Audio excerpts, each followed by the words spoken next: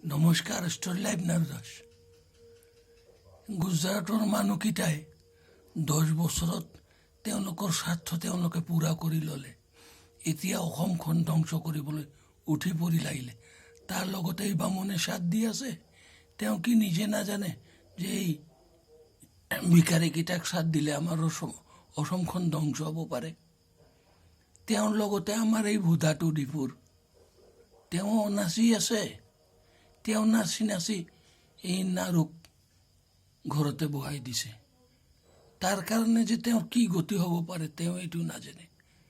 নাৰুক খালি ঝাৰখণ্ডৰ নাৰায়ণে ৰক্ষা কৰি আছে, ইমান কষ্ট পাই আছে, তথাপি তেওঁ একো নুবুজে।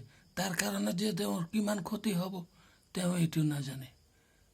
সকলো ৰাইজে জনাই দিব এই নাৰুদাক কষ্ট দিলে কি হ'ব।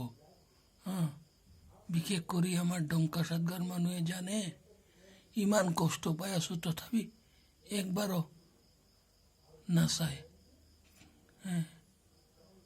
এই বামুণৰ বুদ্ধি লৈ চলিছে। এই বামুণ যে কি চিজ এইটো এই অধমে ভালদৰে জানে। আৰু এটা সৰু কিতাপৰ কথাৰ অৰ্থ নুবুজে, মানুহক উল্টা পাল্টা বুজাই অসমখন ধ্বংস কৰি দিলে। ৰাইজ এই গুজৰাটৰ মানুহৰ কথা জঁপিয়াই জঁপিয়াই জঁপিয়াই জঁপিয়াই অসমখন শেষ। চবক কৈ দিব কথাটো। তেওঁলোকক চবকে এতিয়া বিদায় দিব লাগে। নমস্কাৰ, প্ৰণাম। কালিৰ পৰা মাত ওলাই অহা নাই। আৰু আমাৰ বোধাটোৱে সৰুৰ পৰা দাদা মাতে, দাদাক বিচনাৰ ওপৰত বহাই দিলে।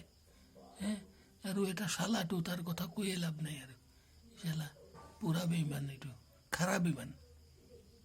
নমস্কাৰ। কথাবিলাক তেওঁলোকক পৌঁছাই দিব আপোনালোকে। ভিডিঅ' কৰাৰ মোৰ কি লাভ আছে? মইতো মোৰ ফোনটো কোনেও নুঠায় না। গতিকে মোবাইলত এৰি দিওঁ, আপোনালোকে পালে চালে অলপ শুনাই দিব পাৰোঁ। এটি নাৰু প্ৰণাম।